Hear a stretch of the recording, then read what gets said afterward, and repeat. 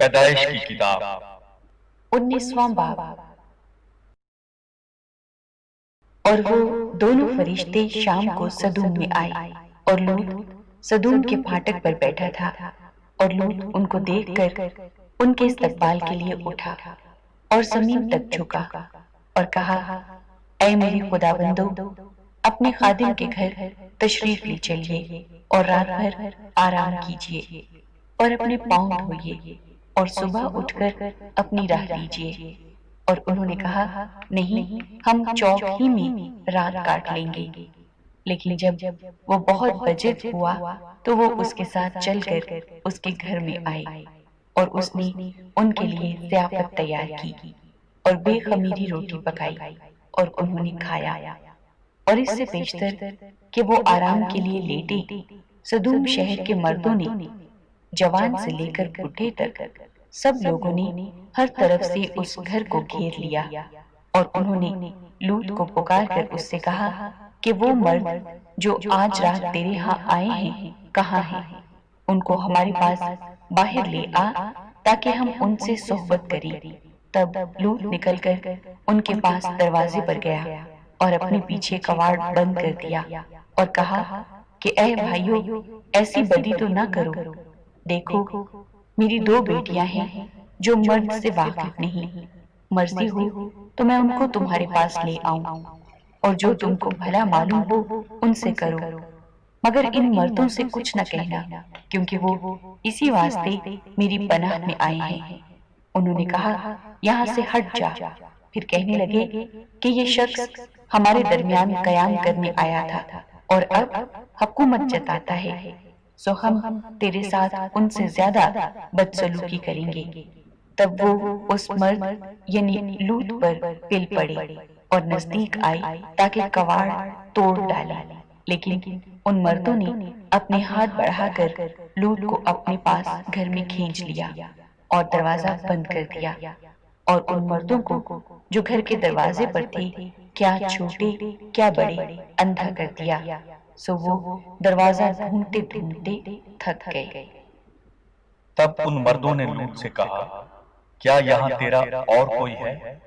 داماد اور اپنے بیٹوں اور بیٹیوں اور جو کوئی تیرا اس شہر میں ہو، سب کو اس مقام سے باہر نکال لے جا، کیونکہ ہم اس مقام کو نیست کریں گے، اس لیے کہ ان کا شور خداوند کے حضور بہت بلند ہوا ہے، اور خداوند نے اسے نیست کرنے کو ہمیں بھیجا ہے۔ تب لوط نے باہر جا کر اپنے دامادوں سے، جنہوں نے اس کی بیٹیاں بیاہی تھیں، باتیں کی اور کہا کہ اٹھو اور اس مقام سے نکلو، کیونکہ خداوند اس شہر کو نیست کرے گا۔ لیکن وہ اپنے دامادوں کی نظر میں مضحک سا معلوم ہوا۔ جب صبح ہوئی تو فرشتوں نے لوط سے جلدی کرائی اور کہا کہ اٹھ، اپنی بیوی اور اپنی دونوں بیٹیوں کو جو یہاں ہیں لے جا، ایسا نہ ہو کہ تو بھی اس شہر کی بدی میں گرفتار ہو کر ہلاک ہو جائے۔ مگر اس نے دیر لگائی تو ان مردوں نے اس کا اور اس کی بیوی اور اس کی دونوں بیٹیوں کا ہاتھ پکڑا، کیونکہ خداوند کی مہربانی اس پر ہوئی اور اسے نکال کر شہر سے باہر کر دیا۔ اور یوں ہوا کہ جب وہ ان کو باہر نکال لائے تو اس نے کہا، اپنی جان بچانے کو بھاگ، نہ تو پیچھے مڑ کر دیکھنا، نہ کہیں میدان میں ٹھہرنا، اس پہاڑ کو چلا جا، تا نہ ہو کہ تو ہلاک ہو جائے۔ اور لوط نے ان سے کہا کہ اے میرے خداوند، ایسا نہ کر، دیکھ تو نے اپنے خادم پر کرم کی نظر کی ہے اور ایسا بڑا فضل کیا کہ میری جان بچائی۔ میں پہاڑ تک جا نہیں سکتا، کہیں ایسا نہ ہو کہ مجھ پر مصیبت آ پڑے اور میں مر جاؤں۔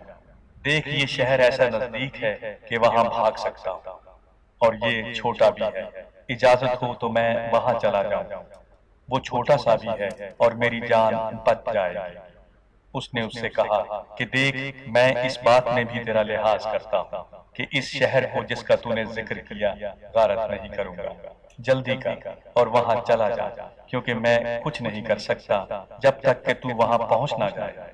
اسی لیے اس شہر کا نام زگر کہلایا۔ اور زمین پر دھوپ نکل چکی تھی جب لوط سغر میں داخل ہوا۔ تب خداوند نے اپنی طرف سے سدوم اور امورا پر گندھک اور آگ آسمان سے برسائی، اور اس نے ان شہروں کو اور اس ساری ترائی کو اور ان شہروں کے سب رہنے والوں کو اور سب کچھ جو زمین سے اگا تھا غارت کیا، مگر اس کی بیوی نے اس کے پیچھے سے مڑ کر دیکھا اور وہ نمک کا ستون بن گئی۔ اور ابراہم صبح سویرے اٹھ کر اس جگہ گیا جہاں وہ خداوند کے حضور کھڑا ہوا تھا، اور اس نے سدوم اور امورا اور اس ترائی کی ساری زمین کی طرف نظر کی، اور کیا دیکھتا ہے کہ زمین پر سے دھواں ایسا اٹھ رہا ہے جیسے بھٹی کا دھواں۔ اور یوں ہوا کہ جب خدا نے اس ترائی کے شہروں کو نیست کیا تو خدا نے ابراہم کو یاد کیا اور ان شہروں کو جہاں لوط رہتا تھا غارت کرتے وقت لوط کو اس بلا سے بچایا۔ اور لوط زگر سے نکل کر پہاڑ پر جا بسا، اور اس کی دونوں بیٹیاں اس کے ساتھ تھیں، کیونکہ اسے زگر میں بستے ڈر لگا۔ اور وہ اور اس کی دونوں بیٹیاں ایک غار میں رہنے لگی۔ تب پہلوٹی نے چھوٹی سے کہا کہ ہمارا باپ بوڑھا ہے اور زمین پر کوئی مرد نہیں جو دنیا کے دستور کے مطابق ہمارے پاس آئے۔ آؤ ہم اپنے باپ کو مے پلائیں اور اس سے ہم آغوش ہوں تاکہ اپنے باپ سے نسل باقی رکھیں۔ سو انہوں نے اسی رات اپنے باپ کو مے پلائی، اور پہلوٹی اندر گئی اور اپنے باپ سے ہم آغوش ہوئی، پر اس نے نہ جانا کہ وہ کب لیٹی اور کب اٹھ گئی۔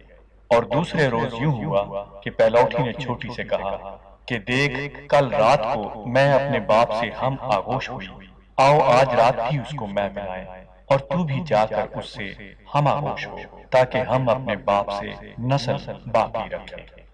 سو اس رات بھی انہوں نے اپنے باپ کو مے پلائی، اور چھوٹی گئی اور اس سے ہم آغوش ہوئی، پر اس نے نہ جانا کہ وہ کب لیٹی اور کب اٹھ گئی۔